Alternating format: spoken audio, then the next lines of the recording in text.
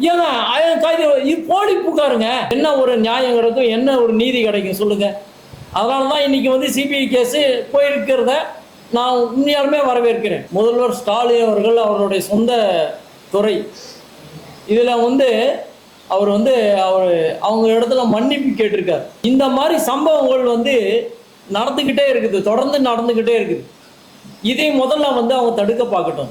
29 இது வரைக்கும் வந்து லாக்அப் டெத்து நடந்திருக்குது. இதுக்கு முதல்வர் ஸ்டாலின் அவர்கள் ஒரு வெள்ளை அறிக்கை கொடுக்கணும்னு நான் சொல்ல விரும்புகிறேன்.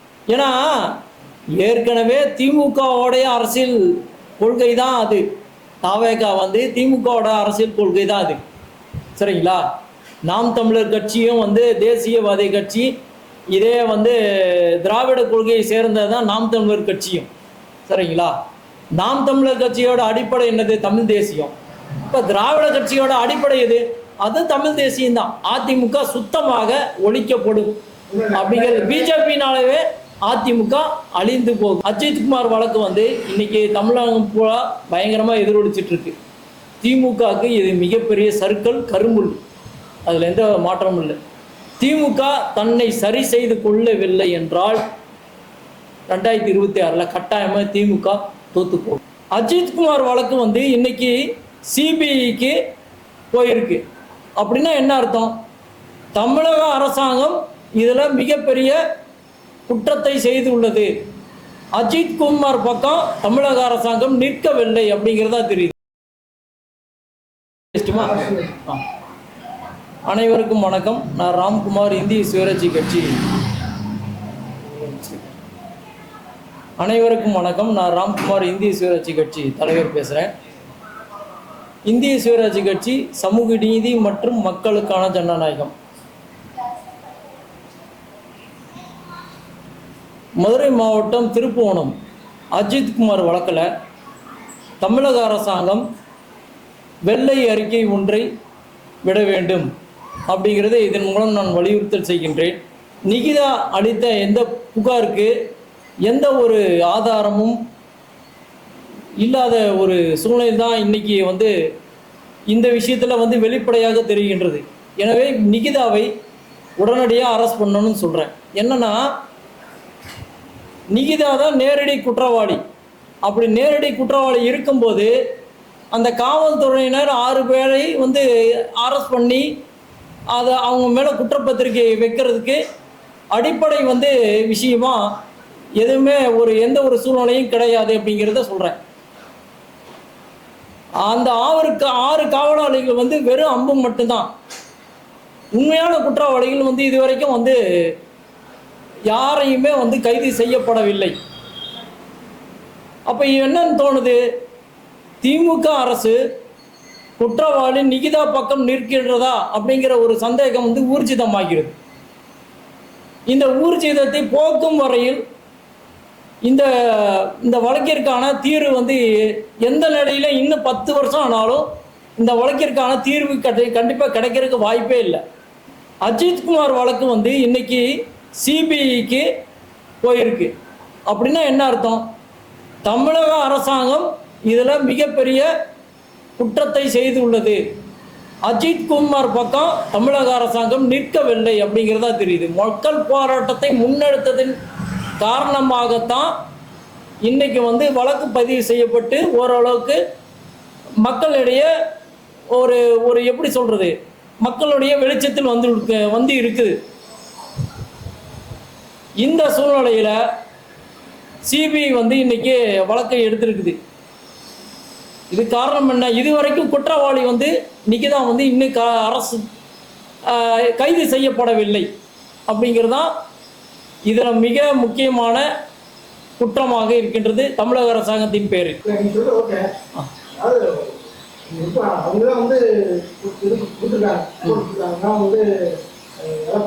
அவங்களே கைது எல்லாருமே யார் தப்புனாலும் யாருமே வந்து வழக்கு கொடுக்கூடாதுன்னு சொல்றாங்க. போயிடுச்சு அவங்க நீங்க வந்து வழக்கு போலீஸ்ல கைதிங்களா? சரி, அவங்க கைது சொல்றதுக்கு என்ன காரணம்? போலீஸ் வந்து அவர் குற்றம் விசாரிக்கணும், அவர் வந்து அடி கொள்ளக்கூடாது. சரி, வந்து யார் வேணாலும் யார் ஒரு துணிக்கு வந்து யார் வந்து போலீஸ்ல வந்து புரியும். ஆனா அந்த குற்றவாளியை வந்து கைவிடுறதுக்கு அவங்க ரிப்போர்ட்டுகளே கைவிடுறது வந்து நியாயம் இல்லைல்ல. 3 விஷயம் இதில் வந்து அடிப்படையாக நான் சொல்ல முடியும். நிகிதாங்க வந்து அந்த 10 பவுன் நகை திருடு போனது அப்படிங்கிறது உண்மையானதா அப்படிங்கிறது இது வரைக்கும் இன்னும் வந்து எந்த ஒரு எவிடன்ஸும் கிடையாது. இல்லை, முதல்ல நிகிதா வந்து உண்மையாலுமே நகை வந்து திருடு போயிருக்கிறதா அப்படிங்கிறதே இன்னி வரைக்கும் ஆதாரம் இல்லையே. நகை வந்து உண்மையாலுமே நகை வந்து உங்களோட நகைக்கான ஆதாரம் ஏதாவது இருக்குதா? எதுவுமே இல்லையே. அப்படி இருக்கும்போது எப்படி வந்து காவலாளி அஜித்குமார் நேரடியாக சம்மந்தப்பட்டிருக்காருன்னு எப்படி எதை வச்சு சொல்ல முடியும்? வீட்லயே ஒரு பொருள் திருட்டு போயிடுச்சுன்னா நீங்க கேஸ் கொடுக்குறவங்க ஆதாரம் என்ன ஆதாரம் வீடியோ தான் எந்த சந்தேகத்துக்கு பேர்ல கொடுப்பாங்க. போலீஸ் யாரோட சந்தேகம் இருக்குன்னு கேட்பாங்க. கண்டிப்பாக சொல்ல மாட்டாங்க. சரி சொல்ற பாத்தீங்கன்னா யாரோ வந்து ஒரு குற்றம் செஞ்சானா அந்த குற்றவாளி போய் நான் வந்து போலீஸ்ல வந்து நான் ஒரு ரிப்போர்ட் கொடுக்கூடாது அப்படிங்கிறதா சொல்றீங்க. அது நியாயம் இல்லையா? ஏங்க ஒரு போலீஸ்காரனுக்கு தெரியாதா ஒரு குற்றவாளி போலீஸ்காரன் குற்றம் நடந்து நம்ம வந்து போலீஸ் ரிப்போர்ட் அவங்க கைது காரணம் என்ன கேட்கணும்? ஏங்க கைது இது போலி புகாருங்க. அதாவது ஏற்கனவே இன்னைக்கு முந்தா நாள் வந்து நேற்று வந்து முந்தா நாள் வந்து ஒரு 45 லட்சம் ரூபா மோசடி பண்ணிட்டாங்கன்னு சொல்லி நிகிதா மேலே சென்னை கமிஷனர் ஆஃபீஸில் கம்ப்ளைண்ட் பண்ணியிருக்காங்க தெரியுங்களா? ஏற்கனவே 18 லட்சம் ரூபா முதலில் ஏற்கனவே போலி புகாரம் வந்து அவங்க மேலே இருக்குது. ஏற்கனவே அதுக்கு முன்னாடி 22 லட்சம் ரூபா போலி புகார் இருக்குது. சரிங்களா? அப்படி இருக்கும்போது அவங்களுடைய இந்த குற்றச்சாட்டுகள்லாம் மோசடி புகார் குற்றச்சாட்டுகள்லாம் இருக்கும்போது அப்போ அவங்க குற்றவாளி அப்படிங்கிறது ஊர்ஜிதமாகுது இல்லை. அடிப்படையில் பார்க்கணும். ஒரு சாதாரண ஒரு குடும்பத்தை சேர்ந்த ஒரு பெண்மணியாக இருந்தால் இந்த மாதிரி ஒரு நடவடிக்கையில் கண்டிப்பாக ஈடுபட்டிருக்க மாட்டாங்க. இதுதான் உண்மை. போலீஸ் புகார் கொடுத்துருக்காங்க. அதுக்காக வந்து புகாரே வந்து உண்மையாக இருக்கிறதா இல்லையா அப்படிங்கிறத போலீஸ்காரங்க கண்டிப்பாக பார்த்துருக்கணுமா இல்லையா? புகார் முதல்ல உண்மையானதாக இருக்கணும் அப்படிங்கிற அந்த ஆஸ்பெக்டில் பேர் தான் நடவடிக்கை அப்படிங்கிறத பேசிக்காக எடுக்கணும்னு நான் சொல்ல வரேன். சரிங்களா? அதுக்கு ஒன்று. ரெண்டாவது, அஜித்குமார் தான் குற்றவாளி அப்படிங்கிறத எப்படி எதை வச்சு இவங்க சொல்கிறாங்க? ரெண்டாவது பாயிண்ட். மூணாவது பாயிண்ட் என்னன்னா, இந்த மாதிரி வன்மையாக அவர் மீது வன்முறையை பிரயோகப்படுத்துறதுக்கு என்ன காரணம் இருக்குது இல்லையா? அதுதான் இந்த 3 விஷயம்தான் எனக்கு ரொம்ப ரொம்ப பலத்த சந்தேகத்துக்குரியதாக இருக்குது. இதில் என்ன விஷயம்னா, ஒன்று நல்லா கேட்டுங்க. அண்ணாநகரில் ஒரு சிறுமி பாலியல் வழக்கு நடந்தது. அண்ணாநகர் காவல் நிலையத்தில் போச்சு. அந்த பேரண்ட்ஸை கூட்டிகிட்டு வந்து வெடிய அடித்து பிரச்சனை பலத்த வன்முறைக்கு உள்ளாகப்பட்டு அவங்க ஆஸ்பத்திரியில் போய் சேர்ந்து கடைசியில் வேற ஒரு இடத்துல வந்து அண்ணாமலை தலையிட்டு சிபிஐ கேஸில் போனதுக்கப்புறம் இவங்க சுப்ரீம் கோர்ட்டில் போய் தமிழக அரசாங்கம் போய் வாதாடி சிபிஎஸ்சிடு கேஸ் போட்டு இன்னைக்கு வரைக்கும் கேஸ் நடந்துட்டுருக்கு. அதுக்கான அடிப்படை விஷயங்களை எந்த ஒரு நடவடிக்கையும் முன்னேற்றமும் இது வரைக்கும் நடக்கலை. சரிங்களா? இந்த மாதிரி இருக்கும்போது இதற்கான அஜித்குமாருக்கான வழக்கிற்கு என்ன சொல்யூஷன் கிடைக்கும்? என்ன ஒரு நியாயம் கிடைக்கும்? என்ன ஒரு நீதி கிடைக்கும் சொல்லுங்க. அதனால தான் இன்னைக்கு வந்து சிபிஐ கேஸு போயிருக்கிறத நான் உண்மையாலுமே வரவேற்கிறேன்.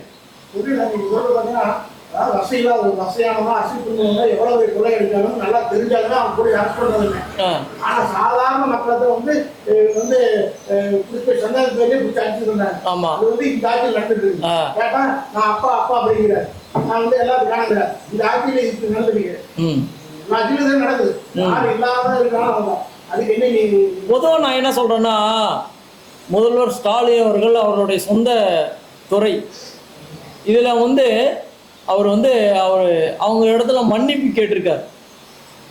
நான் வந்து அதை வரவேற்கிறேன் அப்படிங்கிறத விட இந்த மாதிரி சம்பவங்கள் வந்து நடந்துக்கிட்டே இருக்குது, தொடர்ந்து நடந்துக்கிட்டே இருக்குது. இதை முதல்ல வந்து அவங்க தடுக்க பார்க்கட்டும். 29 இது வரைக்கும் வந்து லாக்அப் டெத்து நடந்திருக்குது.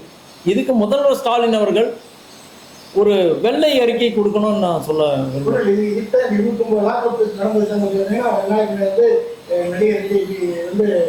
போராட்டம் நடத்தலாம். அவர் சொல்றதுதான். நீங்க கூட மன்னிப்பு கேட்டீங்கல்ல, எல்லாருக்கும் மன்னிப்பு கேளுங்க.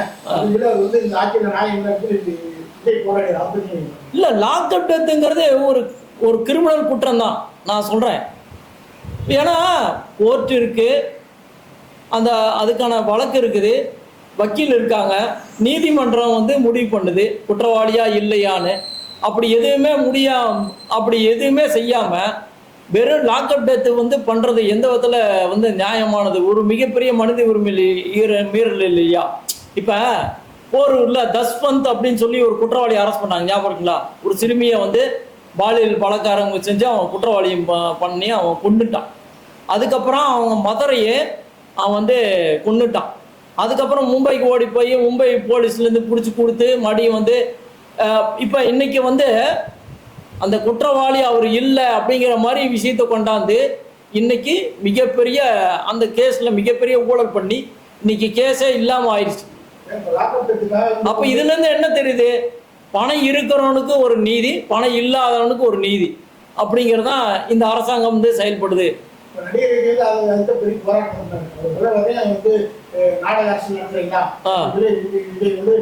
ஸ்டாலின் வந்து கம்மியா தயார். ஆனா அவரை வந்து எல்லா கட்சியாரும் வந்து வேற மாதிரியா சித்தரித்து பேசுறாங்க. ஏன்னா ஒரு சாதாரண ஒரு பொது மக்களுக்கு நடந்த விஷயத்துக்காக போராடினார். ஆனா வந்து பொதுவா நான் என்ன சொல்றேன்னா, ஒரு முதல்வர் பொறுப்புடன் கண்டிப்பாக செயல்படுகிறார், நல்லா செயல்படுறார், அதுல எந்த வித மாற்றமும் இல்லை. ஆனா அவரை மாதிரியே எல்லாரும் சமூக பொறுப்போடு சமூக அக்கறையோடு இருக்கிறார்களா அப்படிங்கிறது தான் என்னோட சந்தேகம். இல்லை, யாருமே இல்லை. பொறுப்பு வந்து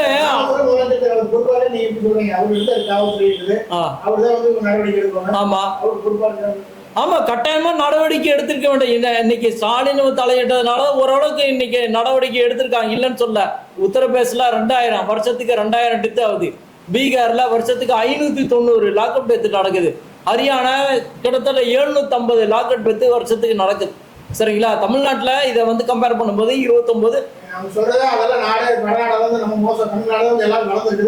ஆமாங்க, சமூக நீதி இருக்கிறங்க. சமூக நீதி ஓரளவுக்கு எல்லாரும் நல்லா படிச்சிருக்காங்க, ஓரளவுக்கு நல்ல சிட்டிசன்ஷிப்பா இன்னைக்கு இங்க வாழ்ந்துட்டு இருக்கிறாங்க. அப்படி இருக்கும்போது இந்த லாக்அப் டெத்தை இதுவே ரொம்ப குயல்னு சொல்ல வரேன். எப்படி எப்படிங்க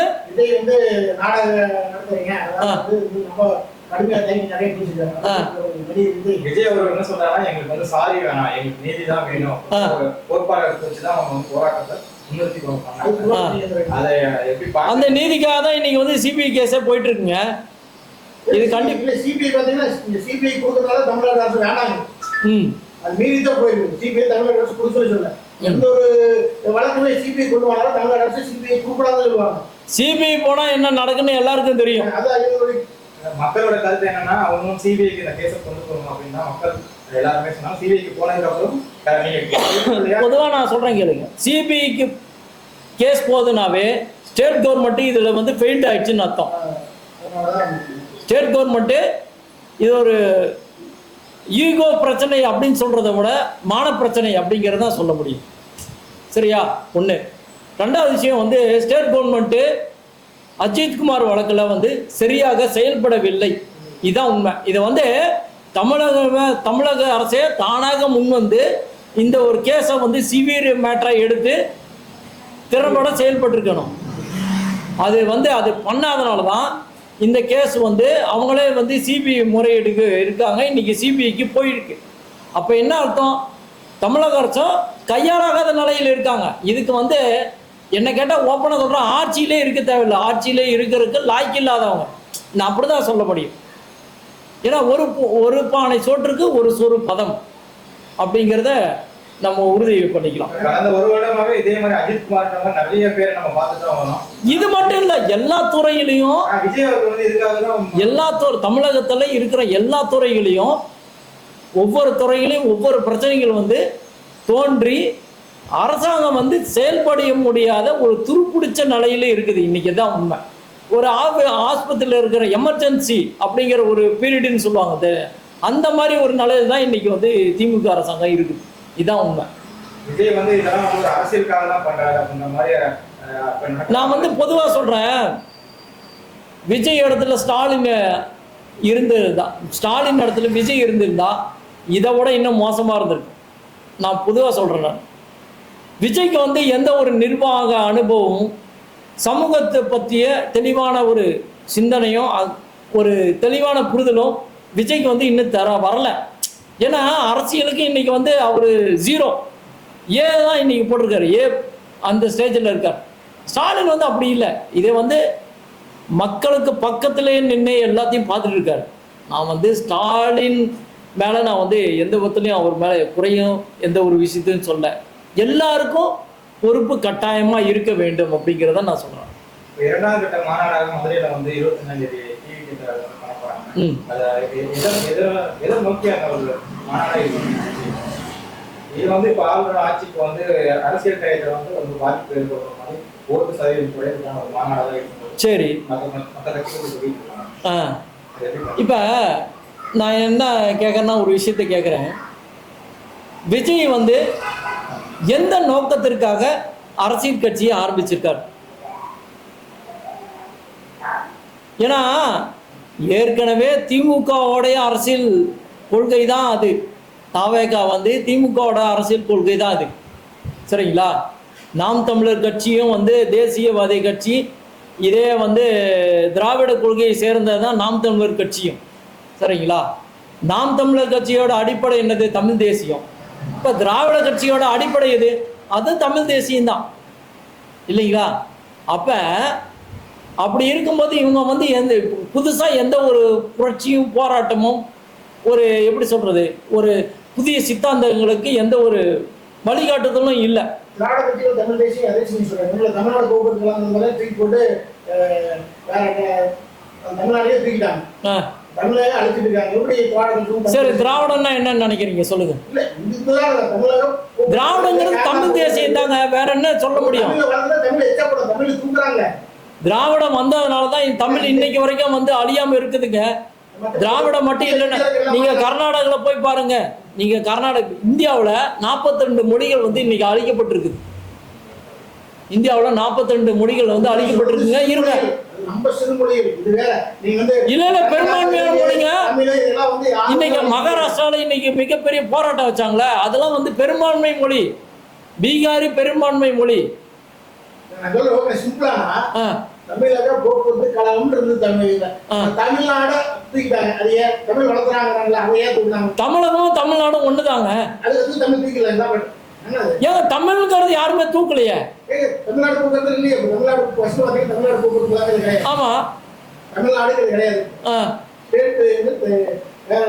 தமிழ் தூக்கிட்டாங்க. அப்படி இல்லை இல்லைங்க. அதாவது எப்படி நீங்க தமிழக அரசு மாநில போக்குவரத்து கழகம் தான் இருக்குது. ஆமாங்க, அரசு போக்குவரத்து கழகம்னு இருக்குங்களா? சரி, கீழே தமிழ்நாடுன்னு தானே போட்டிருக்காங்க.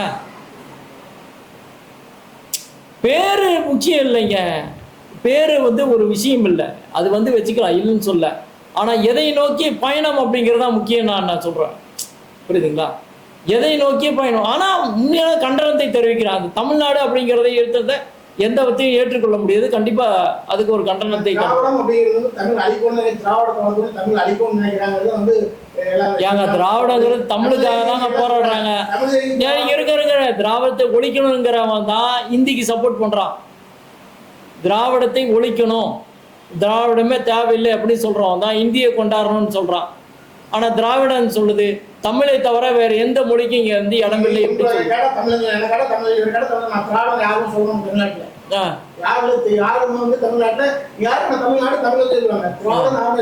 திராவிடங்கிறது எல்லாத்தையும் உள்ளடக்கியதுங்க. இல்ல இல்ல, திராவிடங்கிறது எல்லாத்தையும் உள்ளடக்கியதுதான் திராவிடம். அடிப்படையே தமிழ் தான். திராவிடத்துக்கு அடிப்படையே தமிழ் தான். அதை தவிர்த்து எதுவுமே கிடையாது. இப்ப நான் ஒரே ஒரு விஷயம் கேட்குறேன். எடப்பாடி பழனிசாமி அவர்கள் 2026 மறுபடியும் ஜெயிச்சு வரணும்னு நினைக்கிறார். சரிங்களா? 2021 அவர் தோத்து போனதுக்கான காரணத்தை அவரே சொல்லுங்க. ஏன் தோத்தாரு, எதனால தோத்தாரு, இப்போ என்ன செய்யணுங்கிறதுக்காக ஆட்சிக்கு வரணும்னு துடிக்கிறார். என்ன செய்யணும்? அப்படின்னு வர்றதுக்காக என்னது 5 வருஷமா என்ன செய்யணும் அப்படின்னு நினைக்கிறாரு அவர். என்ன திட்டம் இருக்கு அவர்கிட்ட? ஏற்கனவே இருந்த ஒரு 4 வருஷம் என்ன செஞ்சுட்டு போனாரு? எதுவுமே இல்லையே. இப்ப அவர் தோத்து போனதுக்கான அடிப்படை முதல் காரணம் என்னன்னு கேட்டா ஊழல். ரெண்டாவது டெல்லிக்கு அவர் சைன் ஜப்பான் போட்டுட்டு சப்போர்ட் பண்ணியிருந்தார். இன்னைக்கு பிஜேபி முழுக்க பிஜேபியில் இருக்கிற இன்னைக்கு எல்லா பெரும்பான்மையான மக்கள் எல்லாருமே அதிமுகவை சேர்ந்தவர்கள் தான். இதுதான் உண்மை. திமுகலேருந்து ஓட் பேங்க்கு, நாம் தமிழ்லேருந்து ஓட் பேங்க்கு எதுவுமே வந்து பிஜேபிக்கு நீ போல. பிஜேபியில் இருக்கிற 90% மக்கள் வந்து எல்லாருமே அதிமுகவை சேர்ந்தவர்கள் தான். சரிங்களா?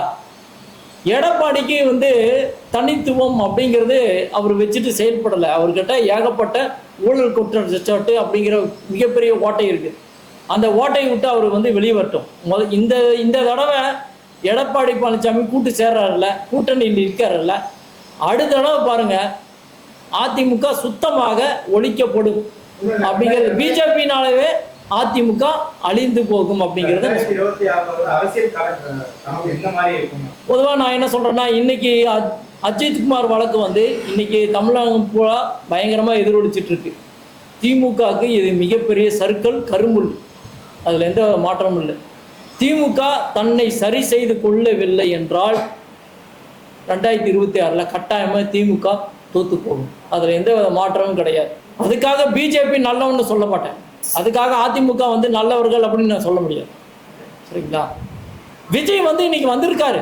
அவர்கிட்ட வந்து எந்த ஒரு அதாவது அவர் வந்து புதுசாக ஃப்ரெஷ்ஷான பேன் கார்டு மாதிரி, பேன் கார்டு ஃப்ரெஷ்ஷாக வாங்கியிருக்காரு பார்த்தியா? அந்த பேன் கார்டு புதுசாக ஃப்ரெஷ்ஷான பேன் கார்டு மாதிரி. அவர்கிட்ட வந்து எந்த ஒரு ஸ்கோரும் இல்லை. இப்போ இந்தியன் பார்க்கும்போது தெரியும். இன்னும் தமிழ்நாட்டில் இன்னொரு சீரஜீவி ஆகாமல் இருந்தால் சரி. அவ்வளோதான் சொல்ல முடியும்.